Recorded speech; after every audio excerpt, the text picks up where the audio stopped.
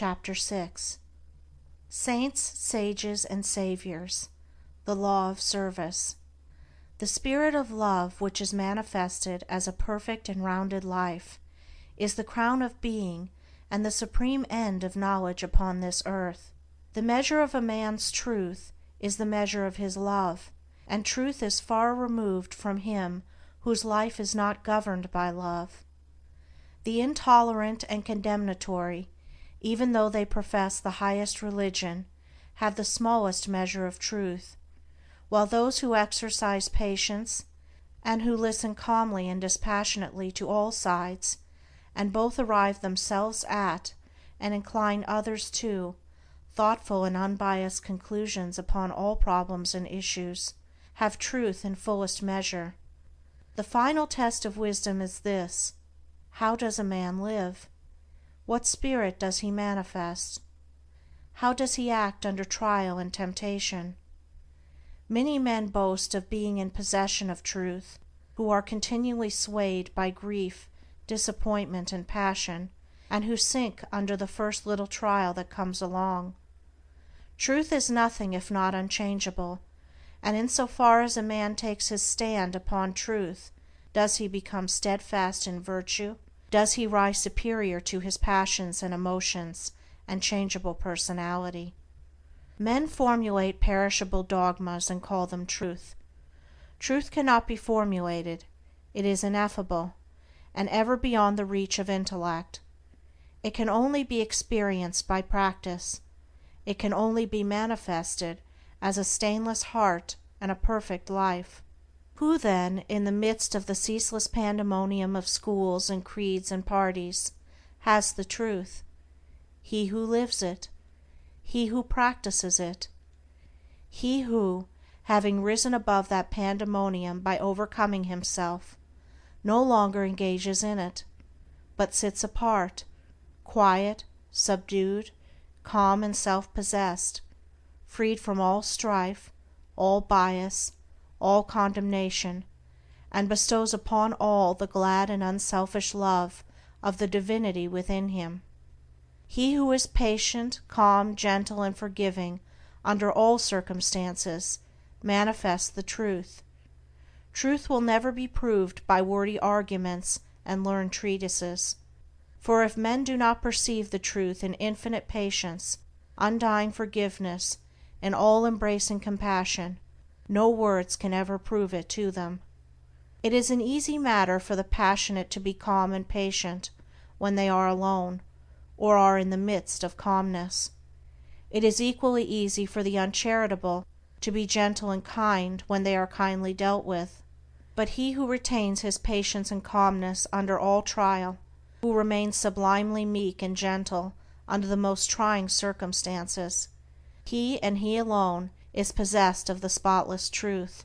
And this is so because such lofty virtues belong to the divine, and can only be manifested by one who has attained to the highest wisdom, who has relinquished his passionate and self-seeking nature, who has realized the supreme and unchangeable law, and has brought himself into harmony with it. Let men, therefore, cease from vain and passionate arguments about truth, and let them think and say and do those things which make for harmony, peace, love, and good-will. Let them practice heart virtue, and search humbly and diligently for the truth which frees the soul from all error and sin, and from all that blights the human heart, and that darkens, as with unending night, the pathway of the wandering souls of earth. There is one great all-embracing law which is the foundation and cause of the universe, the law of love. It has been called by many names in various countries and at various times, but behind all its names the same unalterable law may be discovered by the eye of truth. Names, religions, personalities pass away, but the law of love remains. To become possessed of a knowledge of this law, to enter into conscious harmony with it, is to become immortal, invincible, indestructible. It is because of the effort of the soul to realize this law that men come again and again to live, to suffer, and to die. And when realized, suffering ceases, personality is dispersed, and the fleshly life and death are destroyed, for consciousness becomes one with the Eternal. The law is absolutely impersonal, and its highest manifested expression is that of service. When the purified heart has realized truth, it is then called upon to make the last, the greatest and holiest sacrifice, the sacrifice of the well-earned enjoyment of truth. It is by virtue of this sacrifice that the divinely emancipated soul comes to dwell among men, clothed with a body of flesh, content to dwell among the lowliest and least, and to be esteemed the servant of all mankind. That sublime humility which is manifested by the world's saviors is the seal of Godhead, and he who has annihilated the personality and become a living, visible manifestation of the impersonal, eternal, boundless Spirit of Love is alone singled out as worthy to receive the unstinted worship of posterity. He only who succeeds in humbling himself with that divine humility which is not only the extinction of self, but is also the pouring out upon the spirit of unselfish love, is exalted above measure, and given spiritual dominion in the hearts of mankind. All of the great spiritual teachers have denied themselves personal luxuries, comforts, and rewards, have abjured temporal power, and have lived and taught the limitless and impersonal truth. Compare their lives and teachings, and you will find the same simplicity, the same self-sacrifice, the same humility, love, and peace, both lived and preached by them.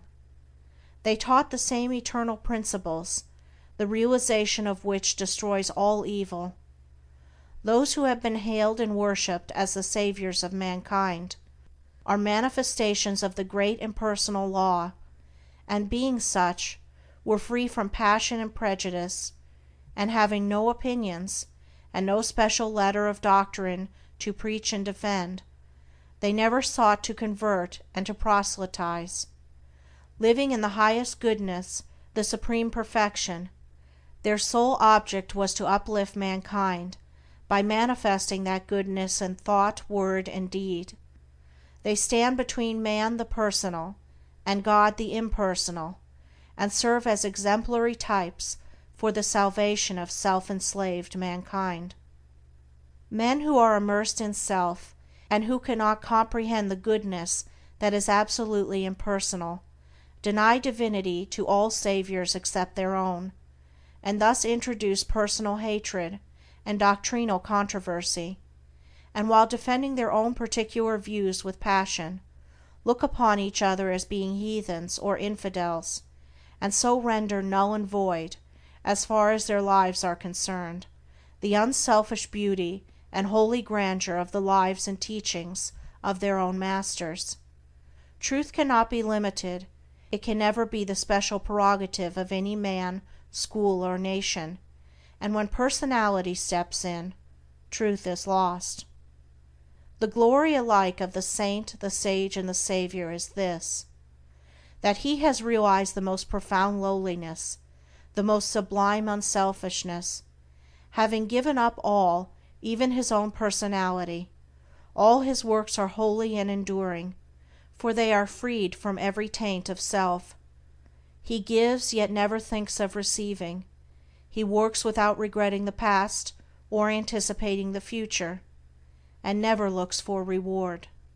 When the farmer has tilled and dressed his land and put in the seed, he knows that he has done all that he can possibly do, and that now he must trust to the elements, and wait patiently for the course of time to bring about the harvest, and that no amount of expectancy on his part will affect the result. Even so, he who has realized truth goes forth as a sower of the seeds of goodness, purity, love, and peace, without expectancy, and never looking for results, knowing that there is the great overruling law which brings about its own harvest in due time, and which is alike the source of preservation and destruction. Men, not understanding the divine simplicity of a profoundly unselfish heart, look upon their particular Savior as the manifestation of a special miracle, as being something entirely apart and distinct from the nature of things, and as being, in his ethical excellence, eternally unapproachable by the whole of mankind. This attitude of unbelief, for such it is, in the divine perfectibility of man, paralyzes effort and binds the souls of men as with strong ropes to sin and suffering. Jesus grew in wisdom and was perfected by suffering. What Jesus was, he became such. What Buddha was, he became such, and every holy man became such by unremitting perseverance in self-sacrifice. Once recognize this, once realize that by watchful effort and hopeful perseverance you can rise above your lower nature, and great and glorious will be the vistas of attainment that will open out before you. Buddha vowed that he would not relax his efforts until he arrived at the state of perfection, and he accomplished his purpose. What the saints, sages, and saviors have accomplished, you likewise may accomplish, if you will only tread the way which they trod and pointed out, the way of self-sacrifice, of self-denying service. Truth is very simple. It says, "Give up self, come unto me, away from all that defiles, and I will give you rest." All the mountains of commentary that have been piled upon it cannot hide it from the heart that is earnestly seeking for righteousness. It does not require learning, it can be known in spite of learning. Disguised under many forms by erring self-seeking men, the beautiful simplicity and clear transparency of truth remains unaltered and undimmed, and the unselfish heart enters into it and partakes of its shining radiance. Not by weaving complex theories, not by building up speculative philosophies is truth realized, but by weaving the web of inward purity, by building up the temple of a stainless life, is truth realized. He who enters upon this holy way begins by restraining his passions. This is virtue, and is the beginning of saintship, and saintship is the beginning of holiness. The entirely worldly man gratifies all his desires, and practices no more restraint than the law of the land in which he lives demands.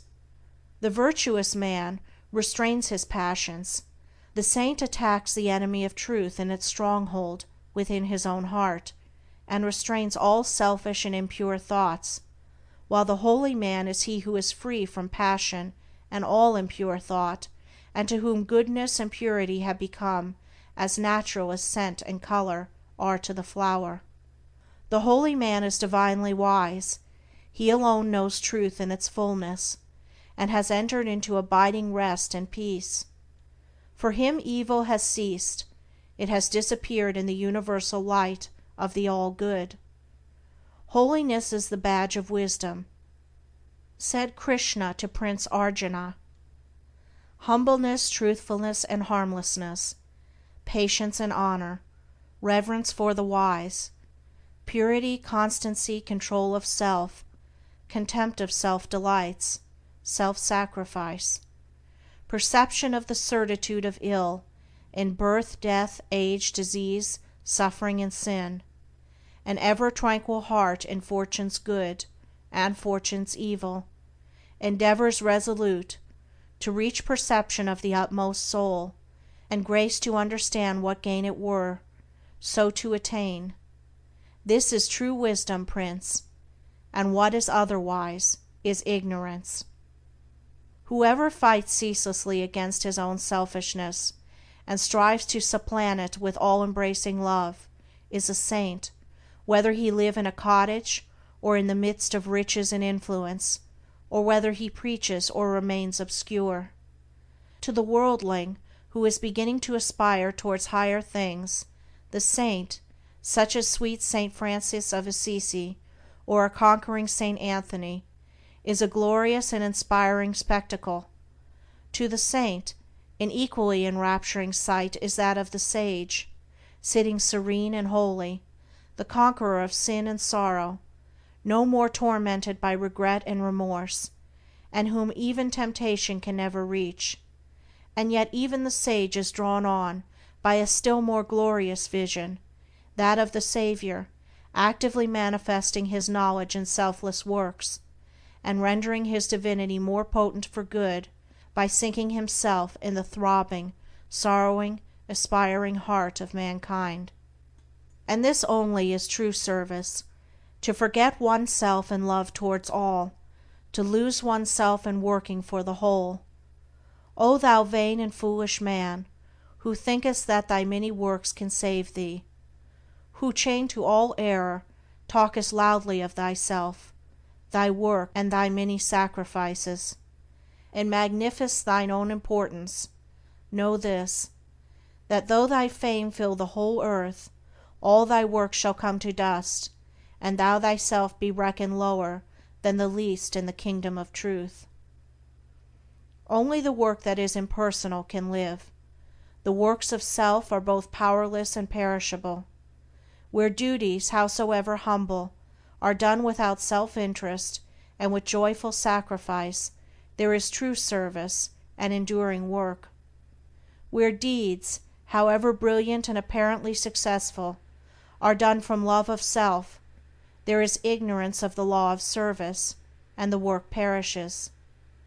It is given to the world to learn one great and divine lesson, the lesson of absolute unselfishness. The saints, sages, and saviors of all time are they who have submitted themselves to this task, and have learned and lived it. All the scriptures of the world are framed to teach this one lesson. All the great teachers reiterate it. It is too simple for the world, which, scorning it, stumbles along in the complex ways of selfishness. A pure heart is the end of all religion and the beginning of divinity. To search for this righteousness is to walk the way of truth and peace, and he who enters this way will soon perceive that immortality which is independent of birth and death, and will realize that in divine economy of the universe the humblest effort is not lost. The divinity of a Krishna, a Gautama, or a Jesus is the crowning glory of self-abnegation, the end of the soul's pilgrimage in matter and mortality, and the world will not have finished its long journey until every soul has become as these, and has entered into the blissful realization of its own divinity. Great glory crowns the heights of hope, by arduous struggle won. Bright honor rounds the hoary head that mighty works hath done. Fair riches come to him who strives in ways of golden gain, and fame enshrines his name who works with genius glowing brain.